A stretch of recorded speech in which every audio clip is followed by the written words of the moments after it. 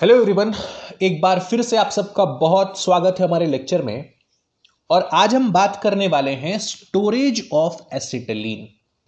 देखो, last class में हमने पढ़ लिया था कि हम एसिटिलीन को कैसे बनाते हैं, वो कौन सा केमिकल रिएक्शन है जिसको कराने से एसिटिलीन बनता है। प्लस हमने ये भी बात करा था कि उस केमिकल रिएक्शन को कराने के कौन कौन से दो तरीके हैं। दो तरीके थे, पहला वाटर टू कार्बाइड टाइप और दूसरा कार्बाइड टू वाटर टाइप। तो ये सारी डिस्कशन हमने लास्ट क्लास में बहुत डेप्थ में कर ली। अब हम बात करने वाले हैं कि भाई साहब, जो एसिटिलीन आपने बनाया है, आप उस एसिटिलीन को स्टोर कैसे करोगे। क्योंकि बनाना तो एक बात थी, चलो माना आपने एसिटिलीन बना लिया, लेकिन अब उसे स्टोर भी तो करना है। तो अब कैसे करोगे स्टोर, क्या तरीका है जिससे हम स्टोर करते हैं। तो सम ऑफ यू में से, आप में से कुछ लोग कह सकते हैं, सर आपने पढ़ाया तो है, पहले फर्स्ट क्लास में आपने पढ़ाया है कि एक एसिटिलीन का एक सिलेंडर होता है, ठीक है, और इस सिलेंडर के अंदर हम एसिटिलीन को स्टोर करके रखते हैं। तो क्या ये इतना सिंपल है?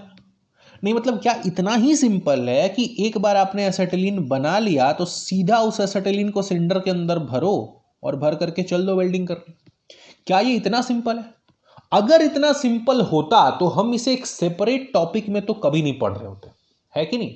अगर इतना ही सिंपल होता कि भाई साहब एसिटिलीन बनाओ और लेकर के सिलेंडर में भरो और चल दो वेल्डिंग करने, तो इतना तो कंफर्म आप मान लो कि हम इसे एक सेपरेट टॉपिक में नहीं पढ़ रहे होते। कुछ तो तकलीफ होगी, कुछ तो समस्या आई होगी इसके स्टोरेज में, जिसके चलते हम इसे सेपरेटली एक अलग से टॉपिक बना करके इस पर हम फोकस कर रहे हैं।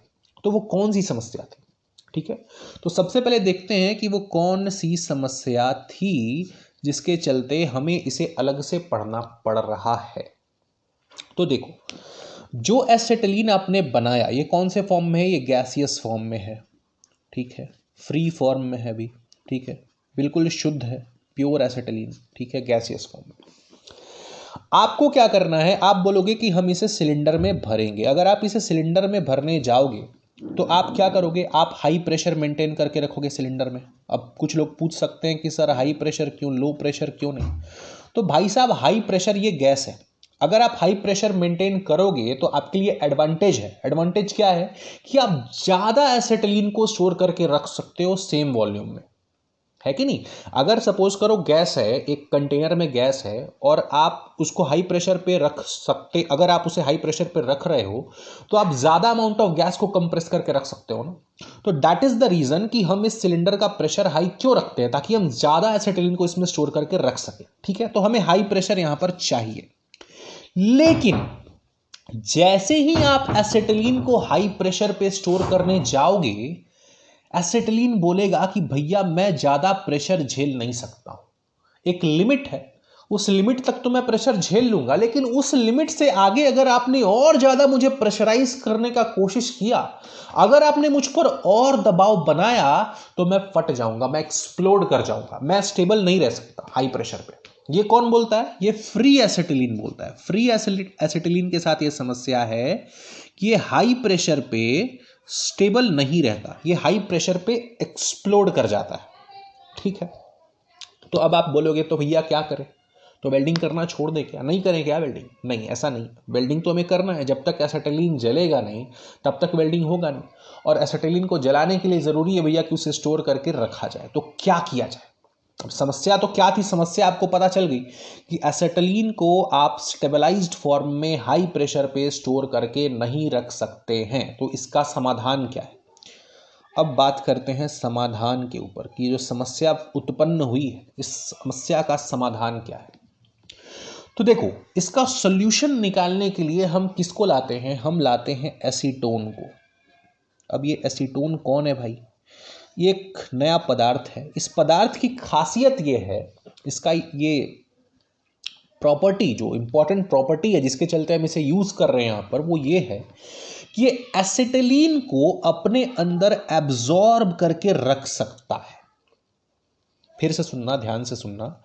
एसीटोन की एक प्रॉपर्टी होती है कि ये एसिटिलीन को अपने अंदर स्टोर करके रख सकता है, अपने अंदर एब्जॉर्ब करके रख सकता है, ठीक है, पहली बात। दूसरी बात कि जैसे जैसे आप प्रेशर बढ़ाते जाओगे, जैसे जैसे आप प्रेशर बढ़ाते जाओगे, इसकी स्टोरिंग कैपेसिटी जो है, वो कैपेसिटी भी बढ़ती जाएगी।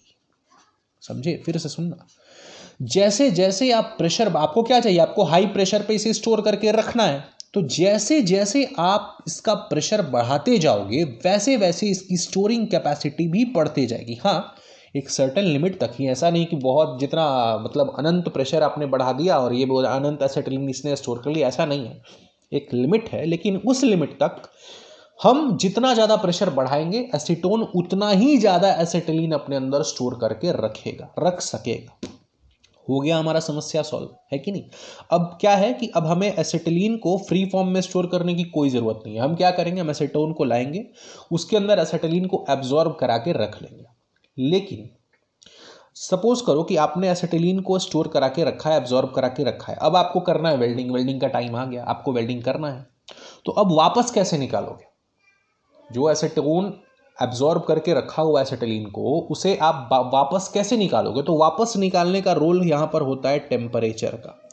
आप क्या करोगे, टेम्परेचर थोड़ा सा बढ़ा दोगे, हाई टेम्परेचर होगा, ये एसीटोन अपने आप एसिटिलीन को रिलीज कर देगा। लेकिन ऐसा हो सकता है कि जब वो रिलीज करेगा, अगर आपने थोड़ा ज़्यादा टेम्परेचर बढ़ा दिया है, थोड़ा ज़्यादा रेट ऑफ रिलीज हो गया है, तो ऐसा हो सकता है कि सर्टेन अमाउंट ऑफ एसीटोन जो है वो भी एसिटिलीन के साथ मिक्स होकर के चला जाए। अगर ऐसा होगा तो आपको कैसे पता चलेगा कि भैया आपने गलती कर दी, थोड़ा सा आपने ज़्यादा एसीटोन वहाँ पर ले आया है, आपने एसीटोन को भी वहाँ पर ले आया, आपको पता कैसे चलेगा? ये बताएगा कौन? ये बताएगा आपका फ्लेम। फ्लेम का जो कलर हमने पढ़ा है, हमने बहुत ही एक्सटेंसिव डिस्कशन करा है फ्लेम पे। 3 टाइप्स के फ्लेम होते हैं, न्यूट्रल फ्लेम, ऑक्सीडाइजिंग फ्लेम और कार्बोराइजिंग फ्लेम। तो इन तीनों में हमने पढ़ा है कि इनके एक डिफिनेट कलर है, एक डिफिनेट इनका अपीयरेंस है, ठीक है? जैसे ही फ्लेम का कलर, ध्यान से सुनिएगा, जैसे ही फ्लेम का कलर हल्का सा पर्पल हो जाए, जैसे ही फ्लेम का कलर हल्का सा पर्पल हो जाए, समझ लेना कि उस फ्लेम में कहीं ना कहीं सर्टेन अमाउंट ऑफ एसीटोन भी आ चुका है। समझे?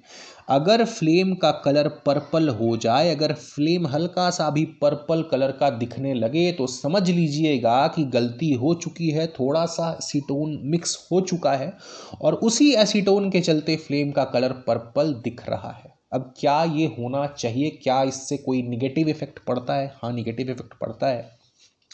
जो टेम्परेचर है फ्लेम का, वो टेम्परेचर थोड़ा सा कम हो जाता है, इसलिए ये नहीं होना चाहिए, ठीक है?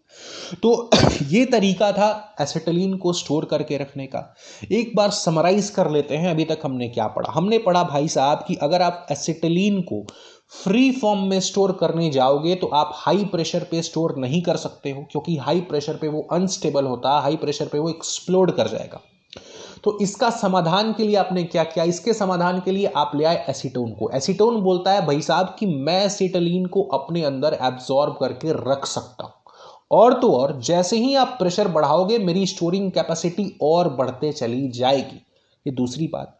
तीसरी बात कि हमें फिर वापस कैसे मिलेगा एसिटिलीन? एसिटिलीन वापस निकालने के लिए भैया टेम्परेचर एक रोल प्ले करता है, थोड़ा सा टेम्परेचर बढ़ाओगे एसीटोन एसिटिलीन को रिलीज कर देगा।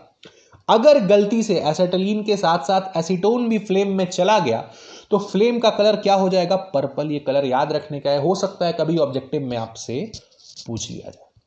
So this was all about storage of acetylene, जिस तरीके से हम एसिटिलीन को स्टोर करते हैं। अब नए क्लास में किसी नए टॉपिक के साथ मिलेंगे फिर से, और फिर से डिस्कशन को आगे बढ़ाएंगे। So thank you very much for watching this video.